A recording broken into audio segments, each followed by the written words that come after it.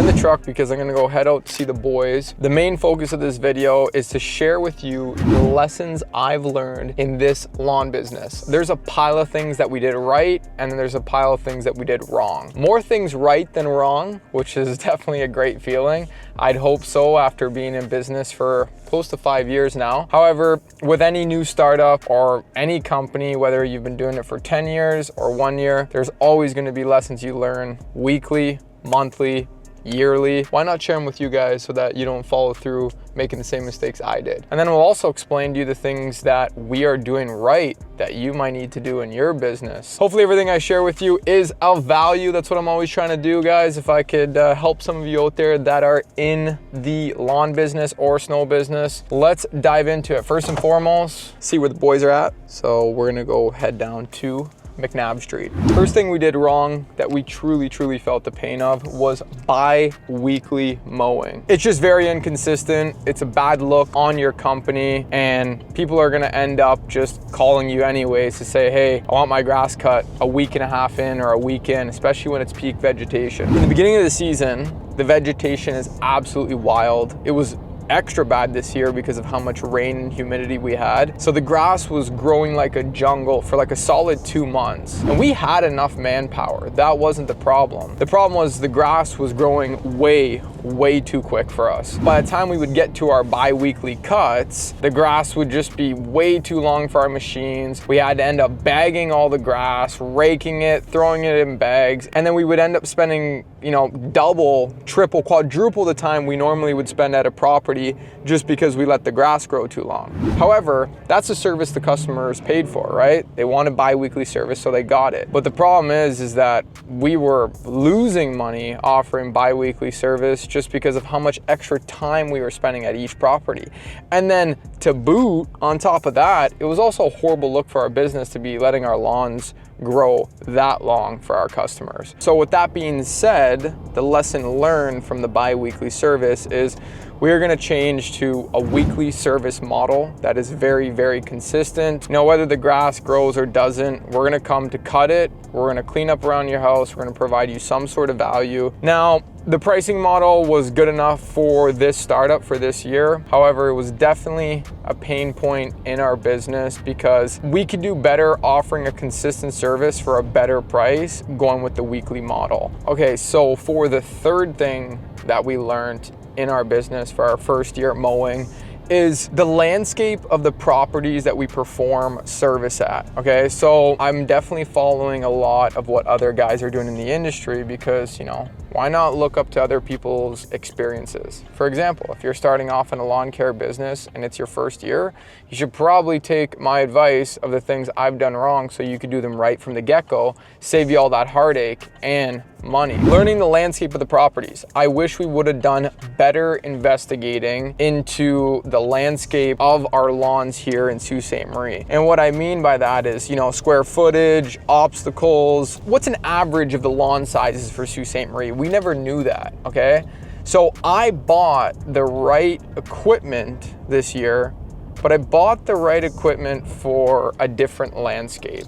And, you know, that was because I was paying very close attention to my good friend, Ted Glazer from Summit Lawns. Appreciate you, Ted, man. Thanks for everything, bro. I owe you big time. I was really kind of replicating the model he had in Nebraska, and it worked very well for me. However, the landscape of our properties here in Sault Ste. Marie are a lot bigger than the properties in Nebraska. So our average square foot per lawn, you know, is double, which means I could have got away with buying bigger mowing decks for my mowers, which would have made us a bit more efficient out in the field when we were cutting lawn. For example, we bought a lot of 30-inch mowers and 36-inch mowers. That would have been great if we had, you know, properties that were a lot smaller, but because our properties are a bit bigger and our average of lawn size is a bit bigger, 48-inch and some more 60-inch mowers definitely would have gave us the leverage of being able to cut lawns faster. So good lesson learned there, guys, is before you invest into equipment, make sure you're doing your due diligence of knowing the lawn size and the average lawn square foot for your landscape in your hometown. Okay, that'll help you a lot. So if you have properties that are a lot bigger,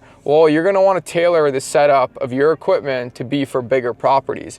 If you have properties that are a lot smaller, 1,000 to 2,000 square feet, then you're gonna wanna stick with 21-inch commercial series walk behind mowers and 36-inch stand-ons, right? Like, you're not gonna wanna get something that is too big when you're dealing with a smaller landscape. Yeah, that was kind of our little hurdle, lesson learned. I definitely need to buy some more 48-inch mowers and some bigger, 60-inch or 50-inch size decks as well. We have a ton of 36s and we only have one 48, and like the whole company's like, man, we wish we had more 48s.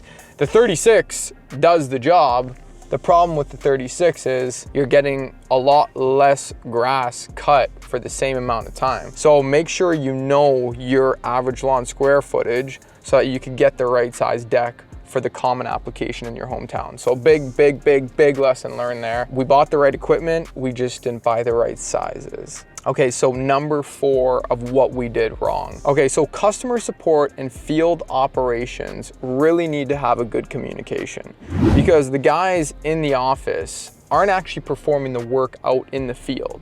Okay, so when customers are calling in for complaints or they want certain things done, etc., there's gotta be a very strong line of communication to the operators out in the field. Okay, so when you have that disconnect, what happens is customers call in, they have a specific issue or a problem that's reoccurring. The communication isn't strong enough to the operators out in the field, and then that issue just keeps reoccurring and reoccurring and reoccurring.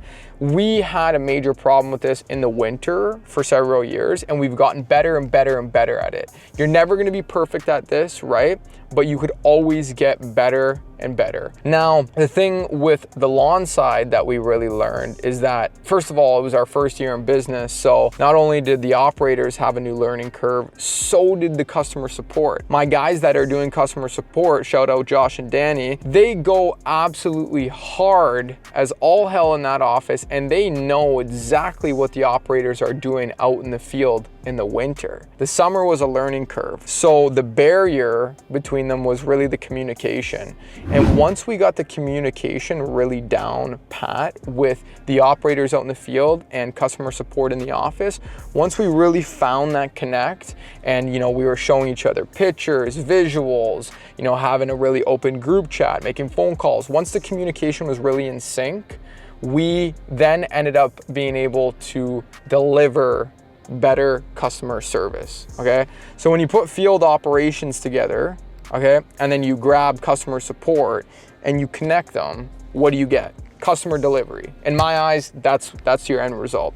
When you have good customer support and customer support is having good communication to out in the field, and both are jiving together really well, your end result is you get remarkable customer delivery. So make sure that connection is strong, guys. Customer support and field operations need to be in communications heavily if you want the best customer service and the best customer delivery. Okay, now for lesson number 5, I've learned that we did wrong. Spring and fall cleanup, guys. I thought that we could take the lazy route of charging per square foot, just like we do for driveways and for lawns. However, you got to remember that for spring and fall cleanup, you're dealing with weather, you're dealing with wind, you're dealing with rain, you're dealing with all these different variables. Maybe one property has more trees on it than another. So you can't just charge based on the square footage of the lawn, okay? Because there's tons of other variables. So we learned that hard lesson and it costed us a lot of money. With that being said, it'd be very inefficient to go and do an in-person quote for each and every property. Once it becomes a volume game like we're playing, it's almost impossible to go do 200-300 spring or fall cleanups, depending on what time of the season is, in a matter of one day. We could do 100 quotes in a day for spring or fall cleanup in an office. We could do 200 quotes a day in the office for spring or fall cleanups. But to go do that in person is impossible. So we check that box off and we're like, okay, we're not doing in person. We're gonna price spring and fall cleanup exactly like we price our driveways and our lawns. That hurt us really badly. So what we learned now is that we definitely need to charge per hour for a labor rate. Whether your rate is $50 an hour per man per hour, you have 2 guys on a crew, that's $100 an hour. There's so much trust between our company and the customers because they know we deliver. We know that we could ask our customers, hey, if you're looking for spring and fall cleanup, here's our hourly rate. This is an average of how many hours your property will take based on the square footage. However, if conditions are wet or if you have a lot of trees on your property, this could really differentiate the price. So you're still going to give that customer a rough quote over the phone based on their square footage